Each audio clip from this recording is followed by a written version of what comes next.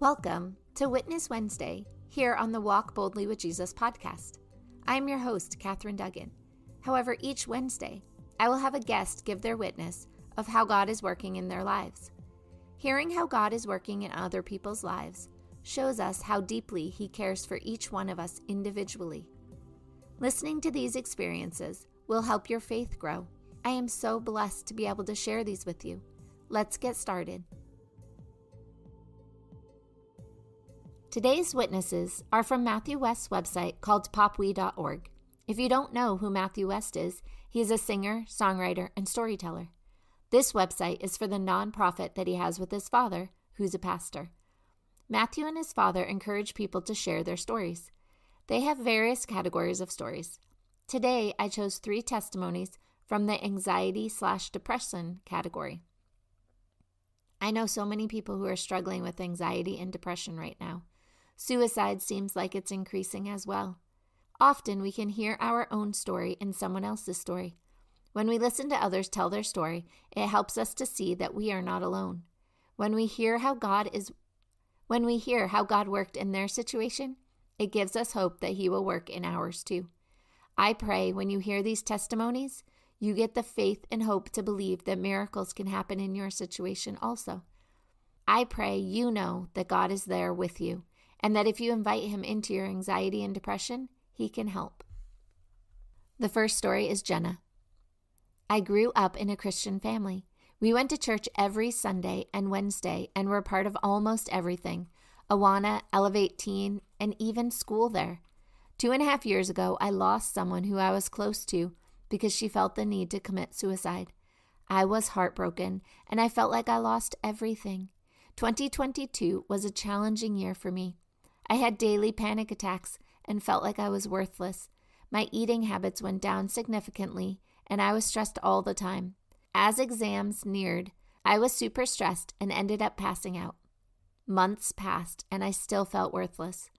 I planned to commit suicide when I got a text from a friend, and it was like a text from God. She said she heard I was going to camp and hoped to see me there. I thought if I waited till after camp and then committed suicide, it would be okay. So I went to camp, and it changed my life. I met so many new people and was able to share my hurt with the church, and they told me I was not alone. Camp was my blue couch moment. As I sat there in service Thursday night, I realized I needed God in my life more than ever. I had already been saved, but I realized I hadn't been living like Christ wanted me to. Around late February, early March, my friend introduced me to someone. We immediately hit it off and became great friends. A month or 2 later, it was revealed that he liked me. We started dating in June and have been together ever since. I tell you that little story because sometimes when you need it most, God has someone in mind who will help you grow in faith and support you through it all. They can also help you overcome the hardships in your life. I still deal with anxiety and eating habits, but they have gotten so much better since camp, and I am thankful for all my church has done for me. Also, I have my 3 closest friends with me right by my side, and the Lord has blessed me with an amazing boyfriend who I love and who has helped me through a lot. God's never done with you or your story. He still cares a lot and will never leave you. You have a purpose. Turn to God to find that purpose, and you will be found. Next up is Brianna. From the age of 10, I was stuck with the label child prodigy, winning piano competitions, featured in local newspapers, and recognized as a passionate, fiery recitalist. Yet, even as a youth, I was severely depressed. I was insecure, seeking affection, and perpetually in pursuit of attaining good enough. Right after my 16th birthday, my world suddenly turned upside down. In an unexpected turn of events, I faced a close encounter with death, had my innocence taken, and watched helplessly as my mother's health began to rapidly fail. Too ashamed to ask for help and blaming myself for the situation, I despairingly turned to self-harm, eating disorders, and eventually planned my own suicide. One day, I heard the song Broken Pieces, and I found something onto which I could cling to, truth, even when I couldn't feel it and it failed to make sense. Through involvement of an organization called Sihi's Summer School of Music, I came to personally know Christ. For the first time in my life, I experienced peace, hope, and true joy. Dedicating my life to God, I went back home with a different perspective. My life was still intense, balancing high school and conservatory studies, living between home and the hospital, while being a full-time caretaker for my undiagnosed mother. By the grace of God, I managed to graduate as salutatorian and got accepted into music school. However, shortly before college began, my mother passed away. I started my BA in piano at Charleston Southern University, using every spare moment to pour my heart out into the keys as a wordless prayer. Yet, a lingering pain in my right hand soon became constant. A few months after my mother's funeral, I was diagnosed with severe damage in my right hand, incited by the physical strains from being a caretaker. The only option left was surgery, followed by excruciating therapy, without guarantee of returning to the keys. My doctor strongly advised me to quit and choose a different career path, but I fought back.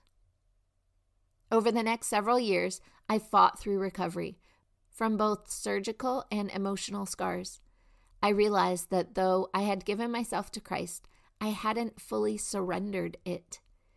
In those precious years of undergrad, I experienced the freedom found in surrendering to the grace of God, the beauty of vulnerability, and the power of learning to fly again. Then, nearly 4 years to the day the doctor said it was over, I found myself sitting on stage performing at Carnegie Hall. When I turned to the audience to see a standing ovation, I burst into tears because I remembered the words, "With you, I can attack a barrier. With my God, I can leap over a wall." Psalm 18:29. Today, despite the formalities infused in classical music, I get to use the concert stage as a platform to share my story and encourage others to seek help and experience the peace of God. I perform and travel internationally as a soloist and chamber musician, frequently being sought after to premiere avant-garde piano works, and I am actively involved in youth and collegiate ministry. Although healing is an ongoing process by the hand of God's work in my life, the label of victim has been replaced with victorious.